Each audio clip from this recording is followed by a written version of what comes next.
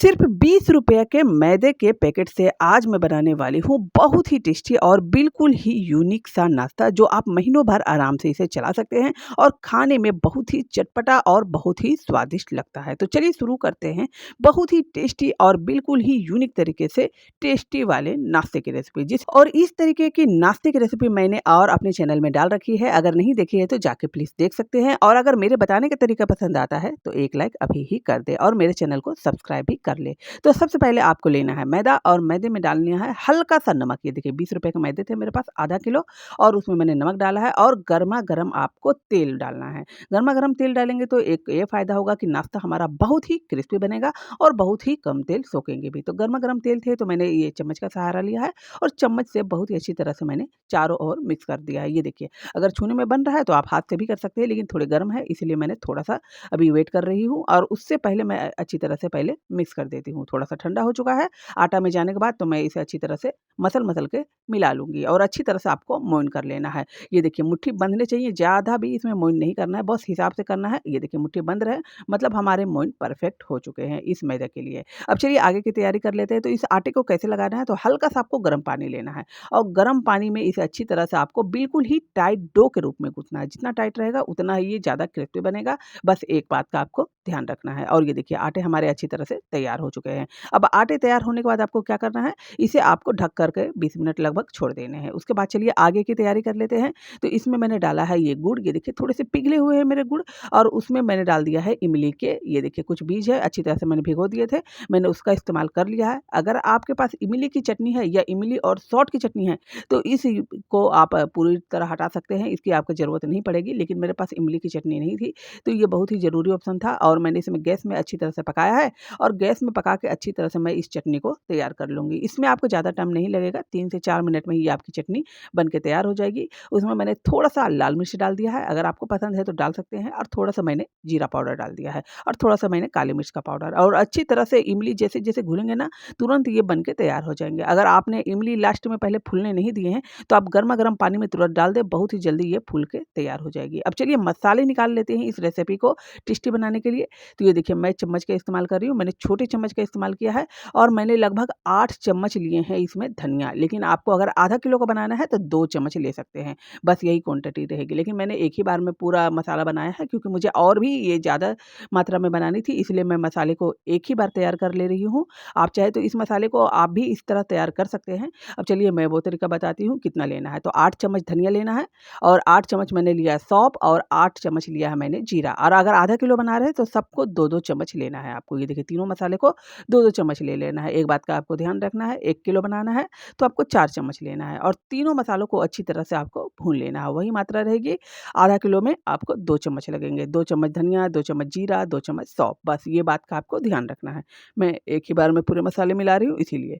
तो ये देखिए मसाले हमारे अच्छी तरह से भून चुके हैं, गैस की फ्लेम मैंने बंद कर दी है और ये देखिए चटनी हमारी अच्छी तरह से तैयार हो चुकी है। इसे अच्छी तरह से मैंने छान लिया था और मसाले को मैं अब क्या करने वाली हूँ, मिक्सर में डाल के पीसने वाली हूँ। अब ये मैं इसे नापने वाली हूँ। ये देखिए, तो अगर आप आधा किलो के लिए बना रहे हैं तो पूरा मसाला निकाल दें या फिर कटोरी से नाप के निकाल सकते हैं। उसके बाद आप मिर्ची अपने स्वाद के अनुसार दे सकते हैं। तो मैंने लगभग 4 चम्मच डाले हैं, आप अपने हिसाब से देख सकते हैं। थोड़ा-सा आपको गरम मसाला डालना है, जैसे मैंने 2 चम्मच गरम मसाले भी इसमें ऐड किए हैं।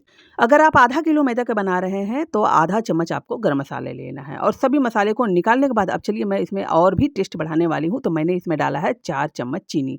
अगर आप आधा किलो से बना रहे हैं तो आपको आधा चम्मच डालना है, बस एक बात का आपको ध्यान रखना है। मैं ज़्यादा क्वांटिटी में बना रही हूँ इसीलिए मैं बता रही हूँ। उसके बाद वही मसाले के जो कटोरी से मैंने नापा था ना, वही कटोरी से आपको लेने हैं डेसिकेटेड कोकोनट। ये देखिए मैंने नारियल का बुरादा लिया है और उतना ही मात्रा में मैंने इसे भी मिला लिया है। अगर आपके पास सूखे हुए नारियल नहीं है तो आप क्या करेंगे, तो आप कच्चे हुए नारियल को अच्छी तरह से आपको कद्दूकस कर लेना है, उसके बाद आप यूज़ कर सकते हैं। उसके बाद मैंने डाला है तिल, 3 से 4 चम्मच मैंने तिल डाला है। अगर आप थोड़ा-सा बना रहे हैं आधा किलो के करीब तो 1 चम्मच आप तिल डाल सकते हैं। ये देखिए दोनों मैं रेसिपी बता रही हूँ। अब ये मेरी इमली की चटनी भी तैयार है और ये मेरे आटा भी अच्छी तरह से सेट हो चुके हैं। ये जो मैदा थे अच्छी तरह से सेट हो चुके हैं। अब मैं 1 से 2 बार अच्छी तरह से फिर से मसलने वाली हूँ। मसलने के बाद अब चलिए मैं अब इसे आगे का प्रोसेस कर लेती हूँ। इससे पहले आपको क्या करना है, अच्छी तरह से इसे लोए काट लेने हैं। अगर आप चाहें तो बड़ा-बड़ा भी काट सकते हैं। अगर बेलने की सुविधा है आपके पास, बड़े वाले स्लेब है तो आराम से इसे बड़ा-बड़ा लोया काट के आप बना सकते हैं, और नहीं है तो आप जो चौंकी होती है बेलन चौंकी, उसमें आप छोटे-छोटे भी आप इसे बना सकते हैं। तो मैं एक ही बार में बड़ा बना बनाने वाली हूँ। तो ये देखिए थोड़ा-सा मैंने आटे को अच्छी तरह से डस्ट किया है और अच्छी तरह से मैं बेलने वाली हूँ। और हाँ दोस्तों, अगर आपको कोई भी तकलीफ़ होती है इस रेसिपी को बनाने में तो आप मुझे कमेंट में ज़रूर पूछिए। मैं सभी चीज़ों का रिप्लाई हमेशा करती हूँ, इसलिए आप मेरी बातों को ध्यान अगर नहीं दिए हैं, अगर आधा किलो में कितना मात्रा लगता है या फिर 1 किलो में कितना लगता है, अगर पूरी जानकारी चाहिए तो आप मुझे अब बता सकते हैं, मैं कमेंट में उसे भी डाल दूँगी।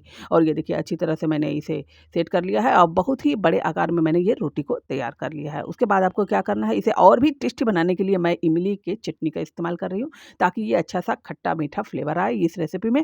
और इमली चटनी के एक और भी फ़ायदे होने वाली है। अब चलिए मैं वो तरीका बताती हूँ। तो पहले सबसे पहले आपको इमली चटनी को लगा लेने हैं और ये जो मसाले हैं ना, मसाले को अच्छी तरह से कोट कर देना है। कोट करेंगे तो क्या हो जाएँगे, इमली चटनी में अच्छी तरह से भीगने के बाद ये मसाले एक भी नहीं झड़ेंगे और अच्छी तरह से ये मसाले को पकड़ के रखेगा। तो ये देखिए आपको जितना डालना है आप अपने हिसाब से मसाले को ले सकते हैं और इसे अच्छी तरह से आप सेट कर सकते हैं। ये देखिए बहुत ही ईज़ी तरीका है और ये बहुत ही टेस्टी लगती है ना। अगर कोई महाराष्ट्र या गुजरात से ये इस वीडियो को देख रहा है तो उसे मालूम है इसे क्या कहते हैं, तो इसे कहते हैं भाकर बड़ी। ये हमेशा आपको पैकेट में भी मिल जाएगी, इसमें बहुत अच्छा सा टेस्ट आता है और बहुत ही फ्लेवर से भरा होता है। लेकिन कई जगहों पे इसे मालूम नहीं होता है, तो मैंने इसे इसीलिए इसका जो टाइटल है वो कुछ और रखा है, क्योंकि भाकर बड़ी सभी को नहीं मालूम होता है कि कैसे कहते हैं, क्या है।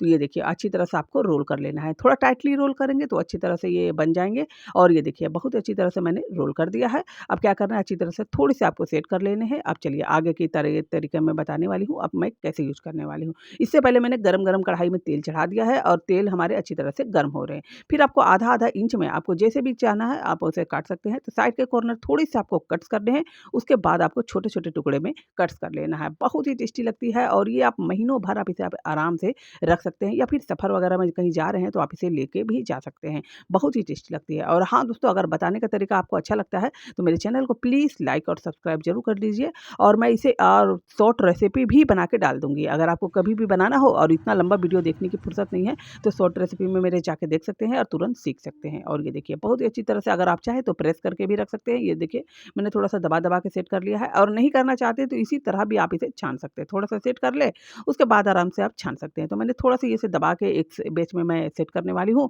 और दूसरा बैच मैं इसी तरह बनाने वाली हूँ। तो दोनों तरीके से मैंने इस्तेमाल किया है।